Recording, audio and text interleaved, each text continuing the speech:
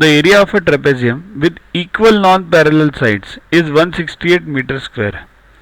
If the lengths of the parallel sides are 36 and 20 meters, find the length of the non-parallel sides. Okay. So here, equal non-parallel sides means these two sides are equal. Trapezium means what? Two lines are parallel and two lines are not parallel. If it's a regular trapezium, then both the sides are equal. So what is given? Both the sides are equal. So these two sides are equal. Okay. Now what is the area? 168 given.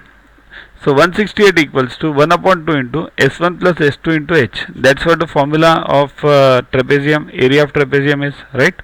20, 36 we are having it. So it becomes 56. 1 upon 2 into 56 into H, and 168 we know. So H equals to, just solve this, 168 into 2 by 56, you get 6, right? Now look at one important part. This side is 20, this is 36. This figure is even, means equal on both sides. So what will be the dimension of this below rectangle? Suppose if I draw a rectangle from here up to this much, what will be the dimension? 20, 20.